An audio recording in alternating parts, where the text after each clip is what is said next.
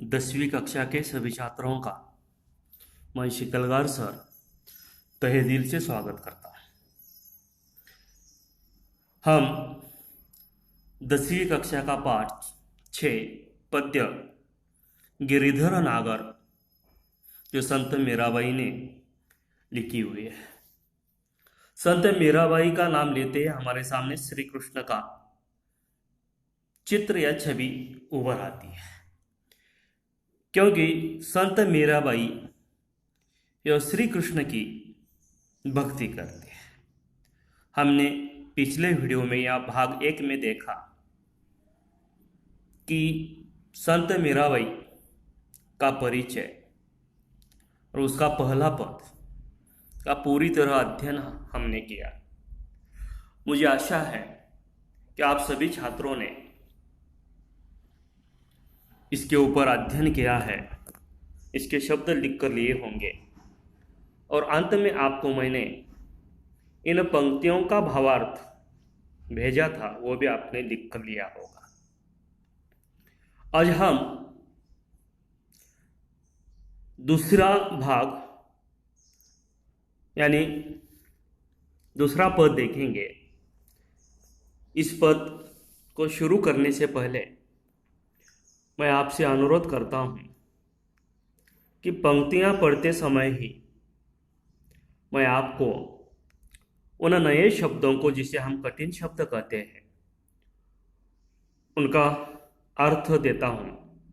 आपको सुनकर उन अर्थ को लिखना है और अपने सामने किताब लेकर ही उन पंक्तियों को देखते ही इन कविता का रसग्रहण करना है, तभी आपको इस कविता समझ में आएंगे। तो देखेंगे पद्य 2।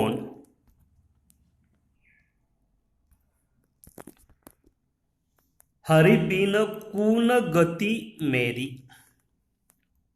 कून कौन, कहाँ, इस अर्थ में। गति आश्रय। तुम मेरे प्रतिपाल कहिए, मैं रावरी चेरी। प्रतिपाल, पालन करने वाला। रावरी, आपकी। चेरी, दासी। आदि अंत निज, नाव तेरो हिमाय फेरी। आदि अंत, यहां पर इस पद्य में इसका अर्थ है रात दिन। नाव, नाम। हिमाय फेरी,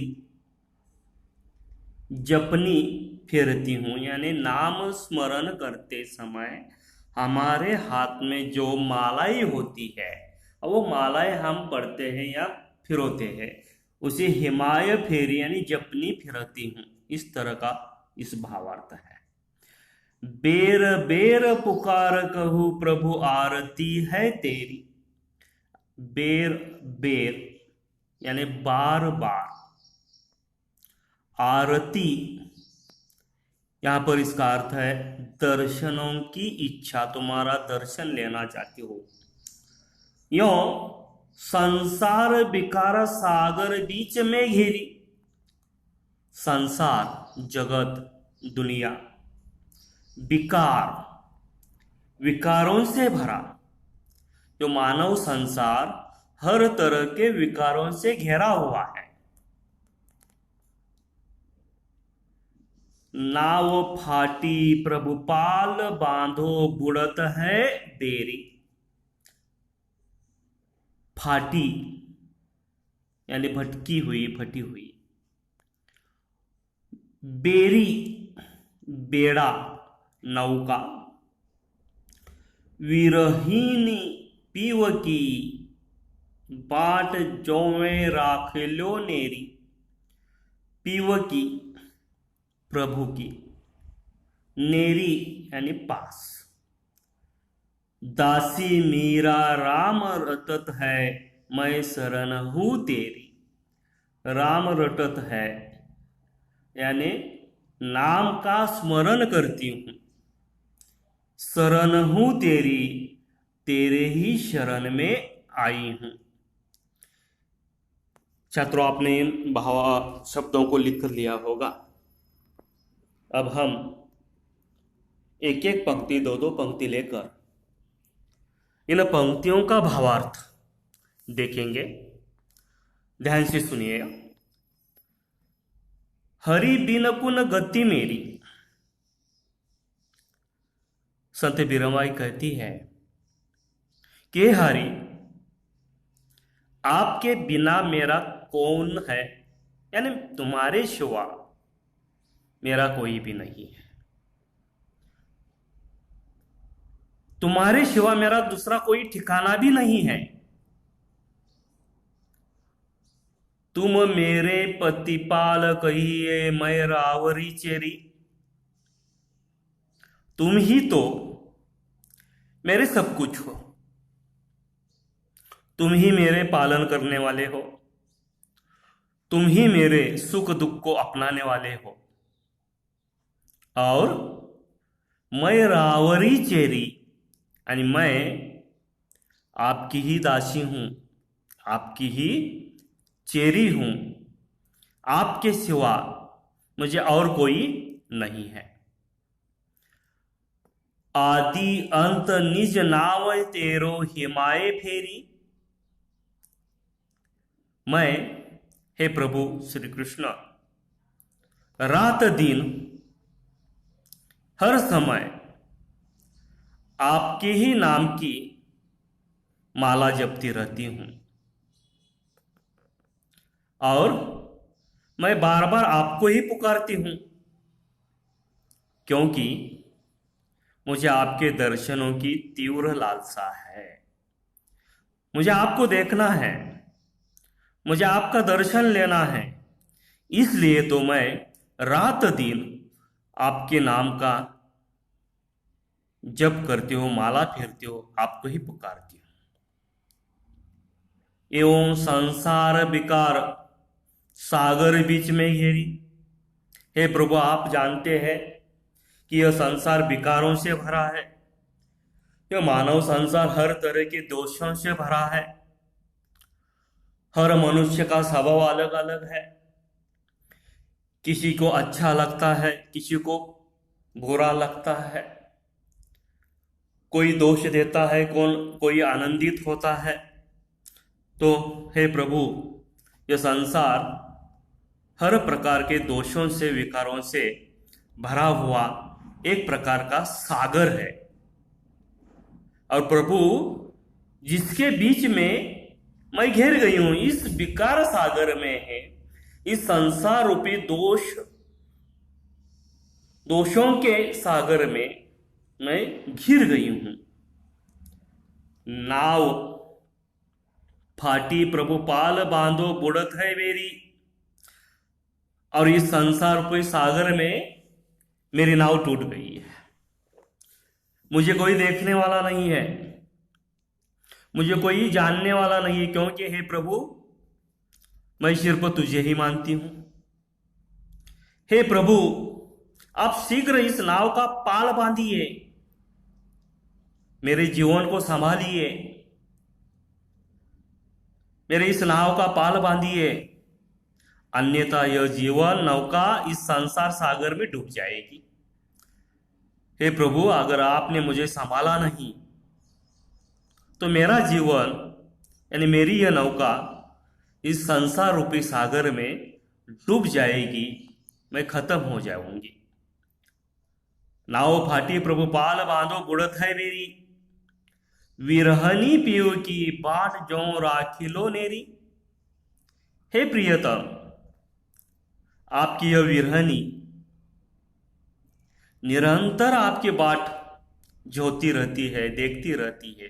हे प्रभु, मैं सिर्फ आपकी ही बाट देख रही हूं, आपके आगमन की प्रतीक्षा करती रहती हूं। कब आप आएंगे, कब मेरा उद्धार करेंगे, यही प्रतीक्षा आपकी करती रहती हूं। दासी मीरा राम रटत है, मैं शरण हूँ तेरी।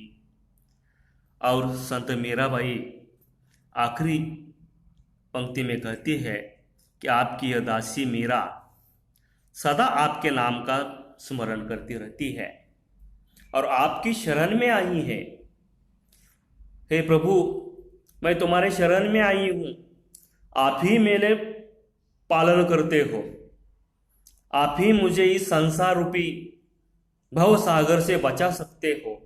तो जल्द से जल्द आप आइए। आपको आगे मैं इन पंक्तियों का भावार्थ दिखा रहा हूं, आपको यह लिख कर लेना है। देखो छात्रों, मैं धीरे धीरे पढ़ता हूं, आपको लिख कर लेना है। यह दो दो पंक्तियों का भावार्थ है, देखिए, लिख कर लीजिए। हे भगवान, आपके सिवा मेरा इस दुनिया में कोई नहीं है, मेरा कोई ठिकाना नहीं है, केवल आप ही मेरा सहारा हो, आप ही मेरे पालन करने वाले हो, क्योंकि मैं आपकी दासी हूं। हे प्रभु, मैं आपके ही नाम की माला जपती रहती हूं, आपका नाम लेती रहती हूं, क्योंकि मुझे आपके दर्शन की बड़ी कामना है, आशा है।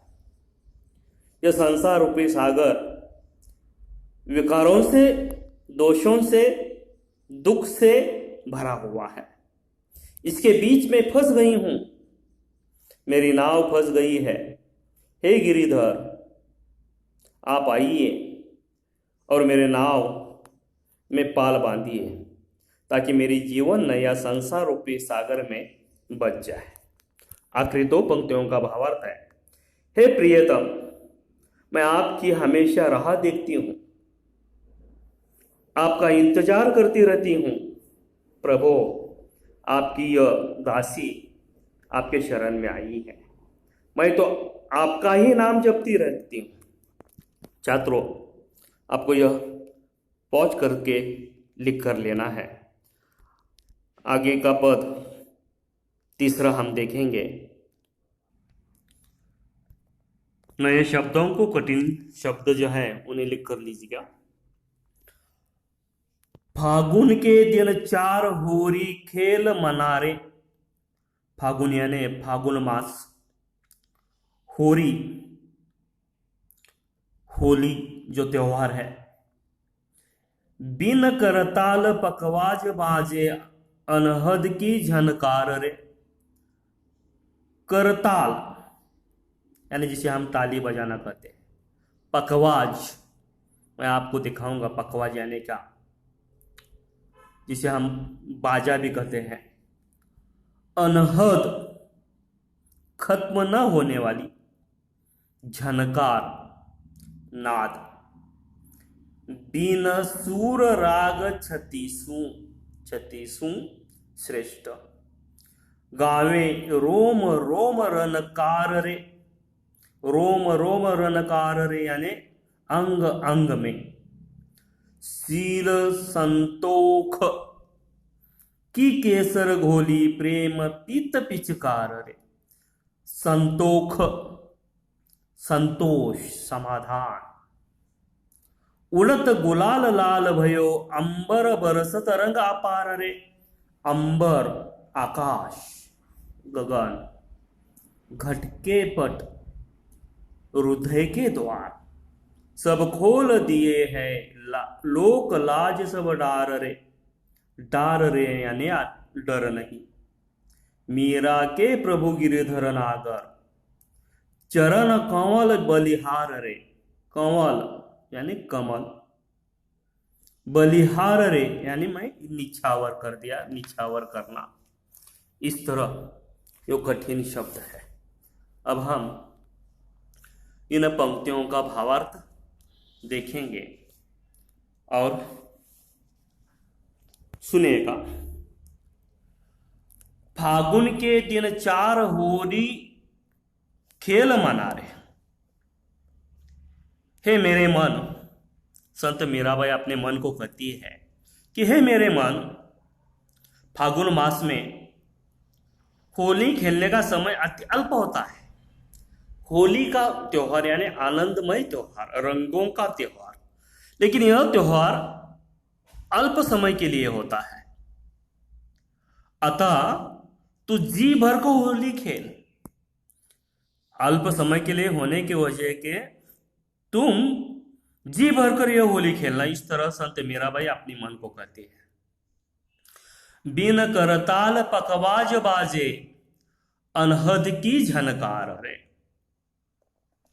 अर्थात मानव जीवन अस्थाई है, इसलिए भगवान कृष्ण से पूर्ण रूप से प्रेम कर ले। ऊपर की पंक्तियों का भावार्थ, उसका अर्थ क्या है कि होली का समय अल्प होता है, उसी तरह मानव का जीवन भी अस्थाई है। कब क्या होगा इसका पता नहीं, इसलिए भगवान कृष्ण से पूर्ण रूप से तू प्रेम कर ले। बिन करताल पकवाज बाजे अनहद की झनकार रे। जिस प्रकार होली के उत्सव में नाच आदि का आयोजन होता है, उसी प्रकार कृष्ण प्रेम में मुझे ऐसा प्रतीत होता है मानो करताल पकवाज आदि बाजे बज रहे हैं और अनहद नाद का स्वर सुनाई दे रहा है। देखो यहां पर करताल और पकवाज, देखो छात्र यहां पर दिखाई देता होगा आपको, करताल यानी ताली बजाना, पकवाज ऊपर वहां पर दिया हुआ पकवाज है, और यह संत मीराबाई। इस तरह हम भजन करते समय करताल या पकवाज बजाते रहते हैं। उसी तरह फागुन महीने में जो होली का त्योहार होता है, उस होली के त्योहार में आपको जो दिखाई दे रहा है इस तरह का माहौल, रंगों का त्योहार वहां पर होता है और वो अल्प सा ही होता है। इस तरह मीराबाई अपने मन को कहती है।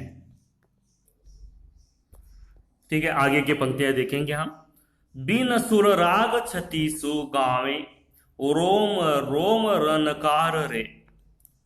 जिससे मेरा हृदय बिना स्वर और राग के अनेक रागों का आलाप करता रहता है। मेरा रोम रोम भगवान कृष्ण के प्रेम के रंग में डूबा रहता है। शील सतोख की केसर घोली प्रेम प्रीत पिचकार रे। मैंने अपने प्रिय से होली खेलने के लिए शील और संतोष रूपी केसर का रंग घोला है। हे प्रभु, तुम्हारे साथ होली खेलने के लिए मैंने जो अपनी पिचकारी है उसमें मेरे शील का और मेरे संतोष का, आनंद का केसरिया बाना यानी केसरी रंग मैं उसमें घोल दिया है। मेरा प्रिय प्रेम ही होली खेलने की पिचकारी।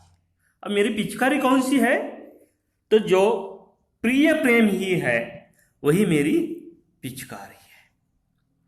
उड़त गुलाल लाल भयो अंबर बरसत रंग अपार है। उड़ते हुए गुलाल से सारा आकाश लाल हो गया है। जिस तरह होली खेलने से, हर तरफ रंगों का त्योहार होने से, होली खेलने से पूरा आकाश यह लाल हो गया है। घटके पट सब खोल दिए है लोक लाज सब डार रे। हे प्रभु, अब मुझे लोक लाज का कोई डर नहीं रहा है, क्योंकि मैंने हृदय रूपे घर के दरवाजे खोल दिए, घट के पट मैंने खोल दिए हैं। इसलिए अब मुझे लोक लाज की कोई डर नहीं, चिंता नहीं है। मीरा के प्रभु गिरधर नागर चरण कमल बलिहार रे। अतः मैं मीरा कहती है कि मेरे स्वामी जो गोवर्धन पर्वत को धारण करने वाले हैं, गिरिधर कृष्ण भगवान ही हैं, मैंने उनके चरण कमलों में अपना सर्वस्व निछावर कर दिया है। इस तरह की यह कविता है। पद 3 के अर्थ मैं आपको दे रहा हूं, आपको लिख कर लेना है।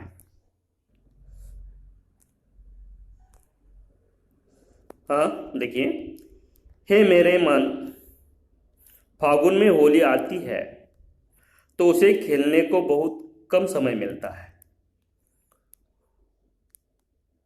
तू जितनी चाहे होली खेल, क्योंकि ये जीवन नश्वर है, इसलिए कृष्ण से बहुत प्रेम कर। होली में हम नाचते हैं, गाते हैं या इसका आयोजन करते हैं, उसी प्रकार कृष्ण के प्रेम में मुझे ऐसा लगता है जैसे करताल मतलब तालियां बजाती है, पखवाज बज रहे हैं। यह सुनकर ऐसा लगता है कि मैं अनहद नाद सुन रही, और इससे मेरा मन बिना स्वर और राग के अनेक रागों की निर्मित करता है। मेरा अंग पुलकित उठता है। आपने प्रियतम के साथ होली खेलने के लिए मैंने सील और संतोष रूपी केसर का रंग मिला दिया है। मेरा प्रेम ही होली खेलने की पिचकारी है। गुलाल उड़ने से सारा आकाश लाल हो गया है। अब मैंने लोक लज्जा शर्म छोड़ दी है। अब मुझे किसी का डर नहीं है, इसलिए मैंने मेरे हृदय के दरवाजे खोल दिए हैं। मेरे तो भगवान गोवर्धन पर्वत को धारण करने वाले कृष्ण ही हैं। मैंने उनके चरणों में अपना सब कुछ सर्वस्व अर्पण कर दिया है। देखो छात्रों, इस कविता का नीचे दिए हुए स्वाध्यायों को आपको छुड़ाना है।